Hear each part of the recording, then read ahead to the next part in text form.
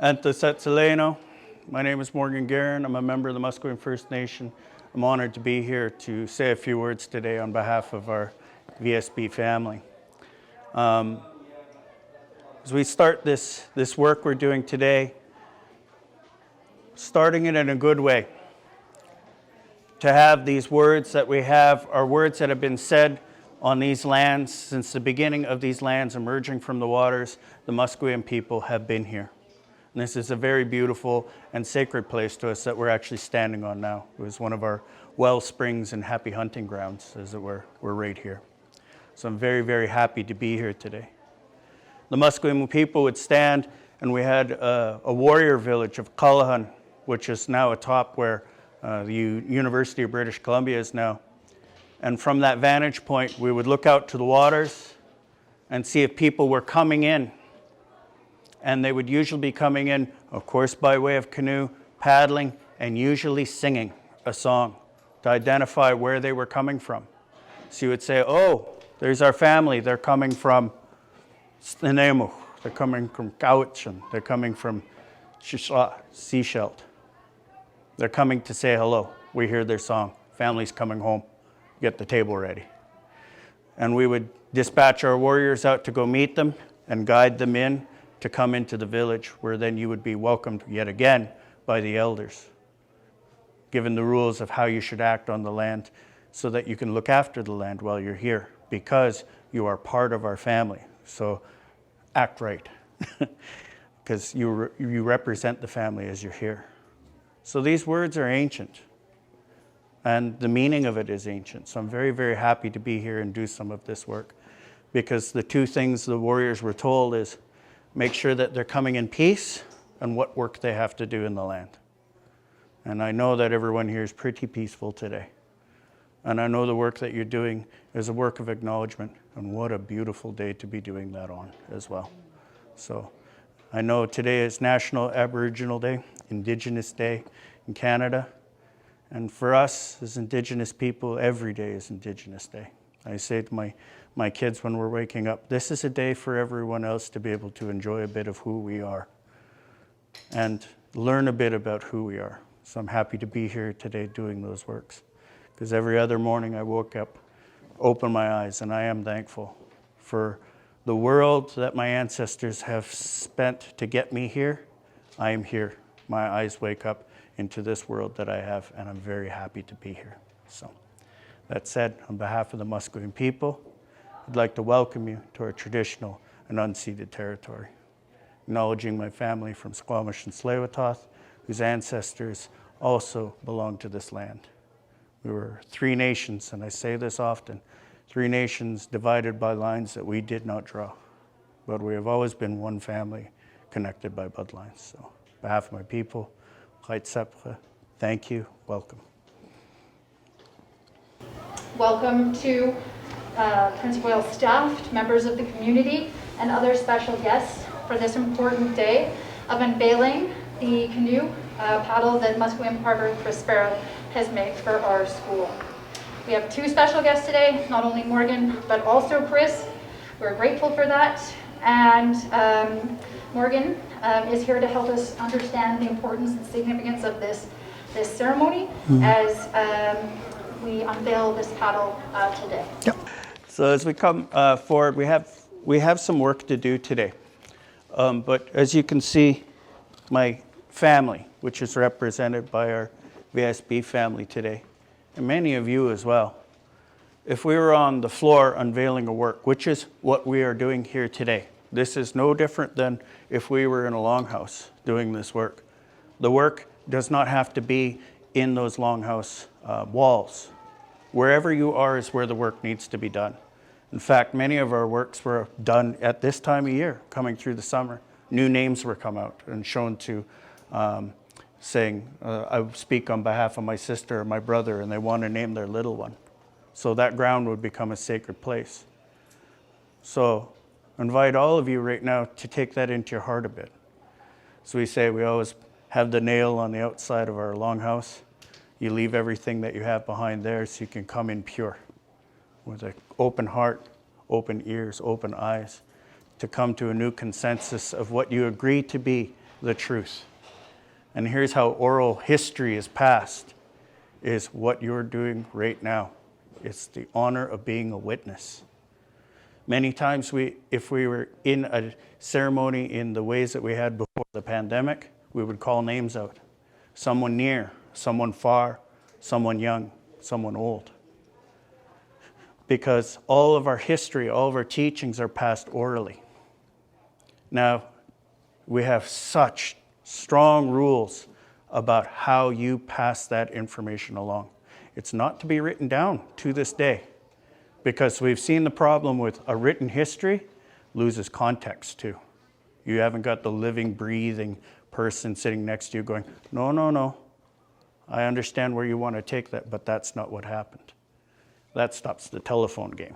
I whisper in your ear and it goes down, and I get to my dear relative here and it's purple monkey banana eater.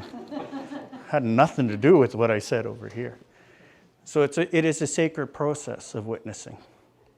To see what you have here today, and as you walk away from it, understand truly in your heart, this wasn't just something that you had to stand here for and watch, but something that you take away. Because in our old way, you will also become part of the living book. It would be an honor for us to go to your hand and give you a blanket, some money, quarters, food, and say, would you be a witness for us? That's an absolute honor, because we've trusted you with that history. So if someone were come to say, I don't think they did the work right that day. I don't think the names were said right that day. You as a witness would be called forward to say, no, I was there. They followed those rules to a T. The work was done in a good way, and it was also explained in a good way. So if somebody says, why was the paddle facing this way when usually we face them the other way? I'll explain that later. There's a reason why, because it's not the way we usually would do things. So every one of you will be witness to why that is. So as you see, around me is my swolquas, my blanket. The family puts those around you.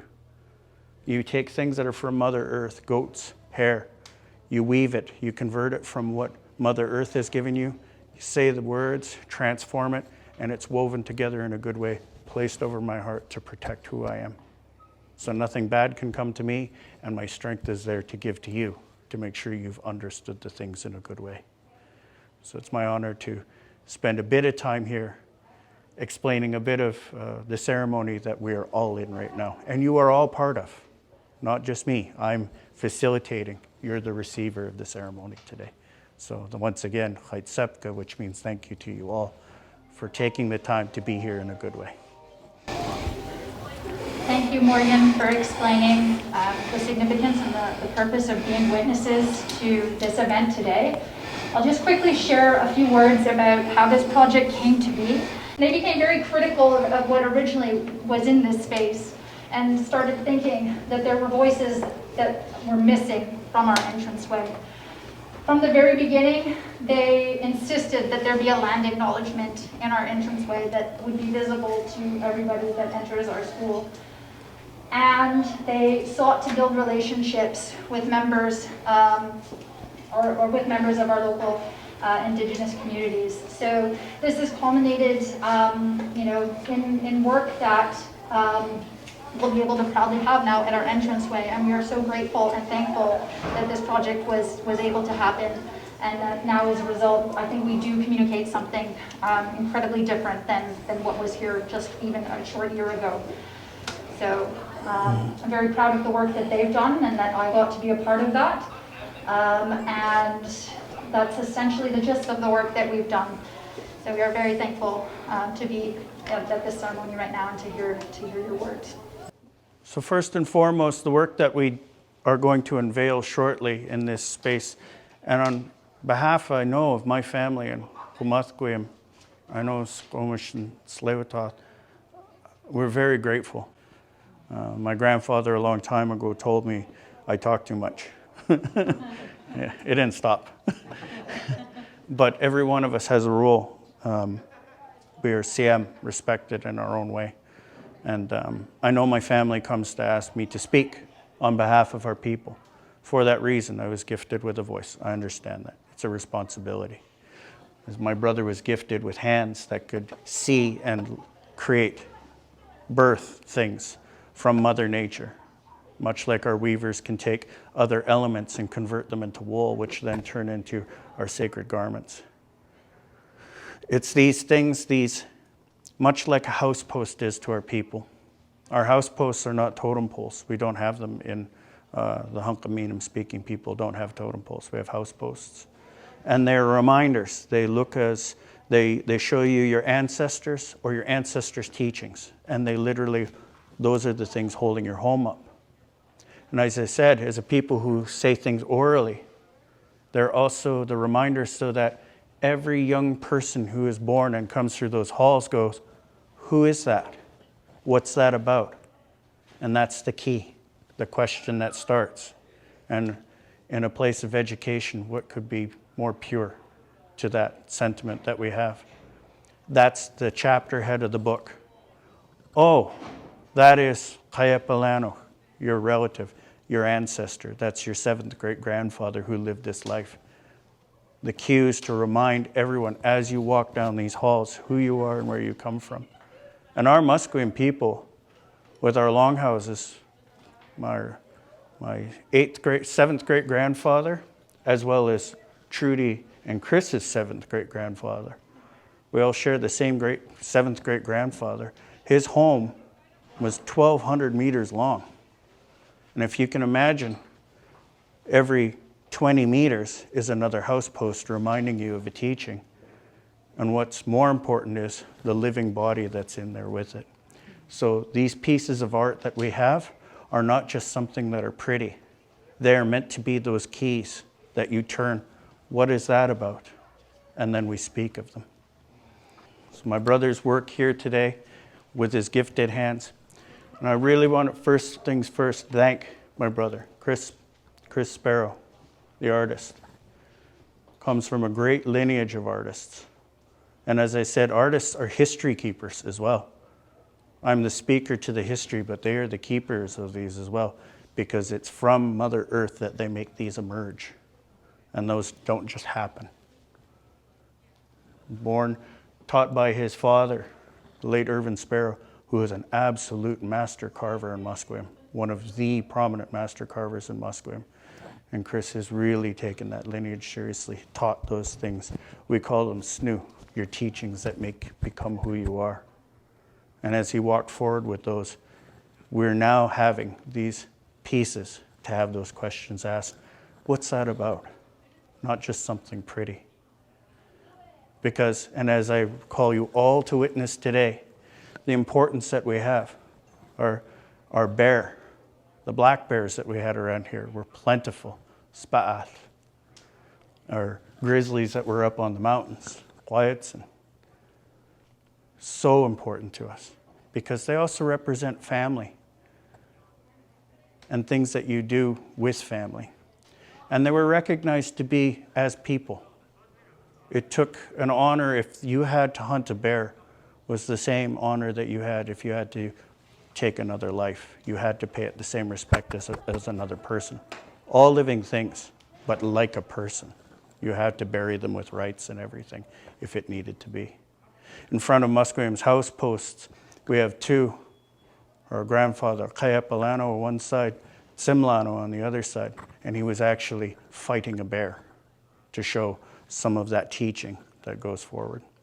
Because as you can see, bears make decisions like people do. And Simlano knew this. I can go up and charge you and let you know I'm the boss. That's enough, and I'll walk away. I'm big. Okay, I won't go any further. They could look at you and say, yeah, we're good. Keep fishing. I'll fish over here. You cohabitate. You live with each other. Or they may attack you. And Simlano had a teaching of being able to mesmerize them with a rattle and then step aside at the last second when the bear came down, place his blade so that the bear would land on it himself. In a way, the bear was his own undoing. A good teaching. Let somebody else do it to themselves. You don't have to be that. But also how we are, I mean, I was kind of laugh with the bears in Musqueam. Okay, long back, short legs, little eyes. We like fish. I think bears and Musqueam go together really good. And we've lived together very tightly for a long time. And as you see, he's holding a sturgeon. Now, Musqueam is known for being very closely intertwined with salmon. We have our whole culture has flourished because of the amount of salmon that have come up traditionally over, just over in the waters adjacent to us. I mean, my grandfather, in 1914, was in the Iona beach side, and he thought he was going to walk across the backs of the salmon to go see his cousin on the other side. 1914. So this is not ancient history. Now, that's how plentiful it was after we had already had commercial harvest for some years too. So you can only imagine what it was like before that. So it allowed us to have a culture which exploded. Starvation stories were not our thing. Musqueam had, with the village of Tsasnam, the largest trading port in the world at the same time that just before actually, the pyramids were being built, was right here underneath your feet. That's all tied to that. And all around the outside of the peninsula where our large winter villages were. All of our people together.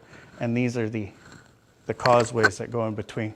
Not to come in too much, because you have to live with Mother Nature. So stay on the outside and sort of shepherd and steward. So right where we're standing here, it's also very important because this was the home of the elk.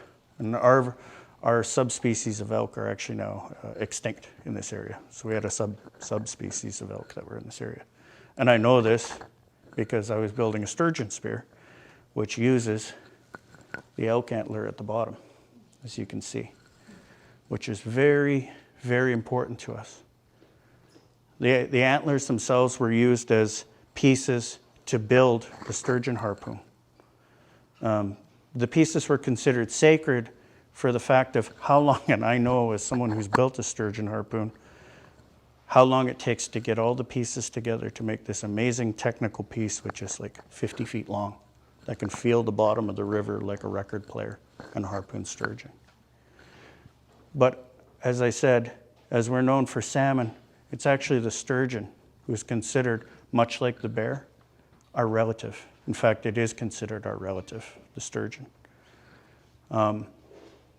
There's a story that's not mine to tell, but I can give you the overview of it because it's a Musqueam teaching.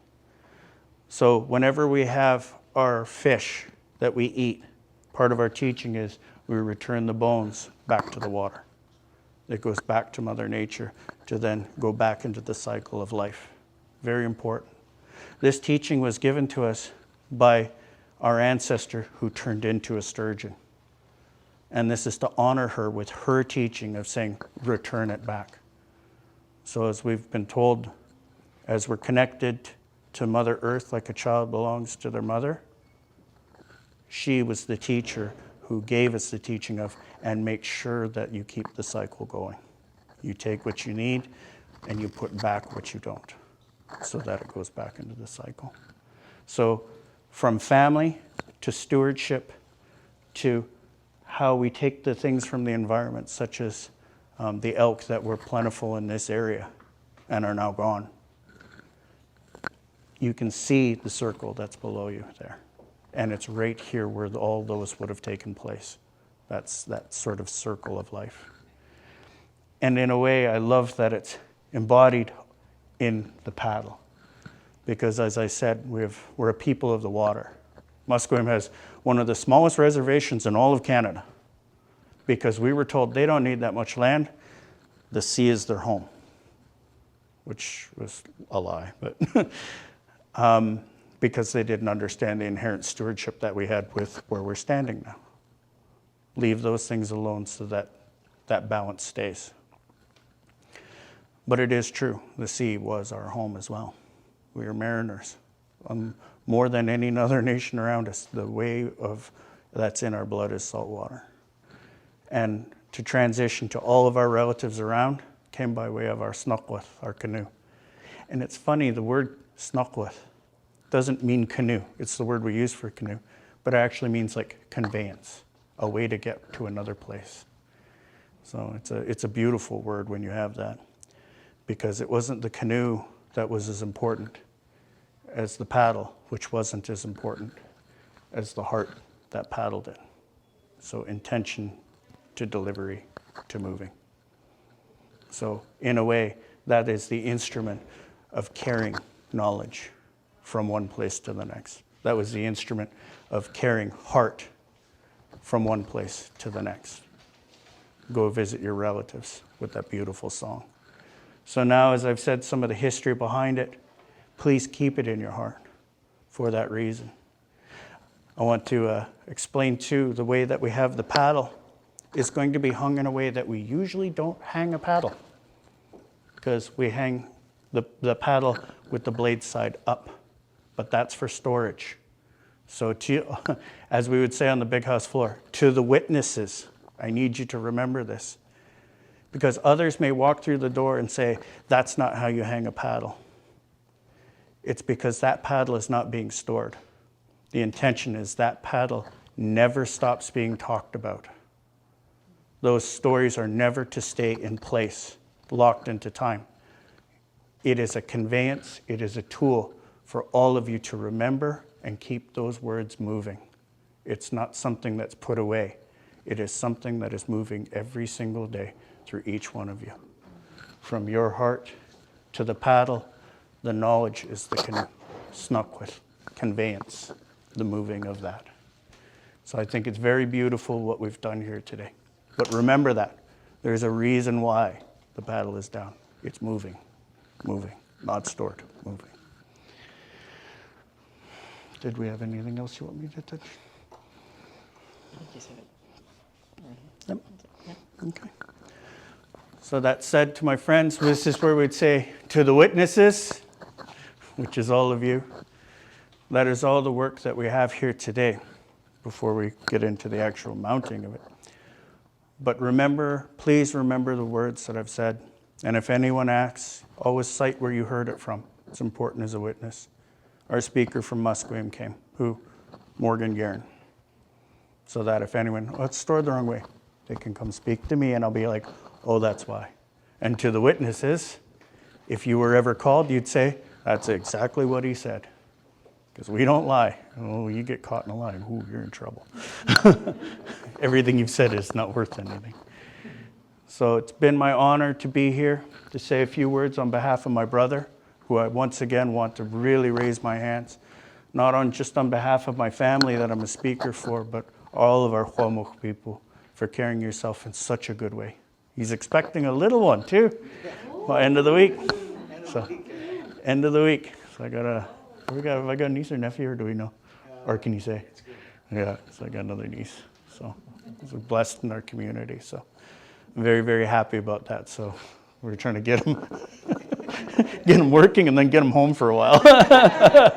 So I'm very, very happy you could take especially some of this very, very busy time, and in a very Musqueam way, staying busy right up until you can't be busy anymore, for the work that you've done on behalf of our family, really raising our hands to you. So it's not an easy task to carry your whole life in a good way in order to make sure that they're told. So that said, Sam Nisiaya, dear friends and relatives, on behalf of all of our family here before you, thank you for being here to witness this today. I hope you keep these few words in your heart moving forward. Remember them as best as you can.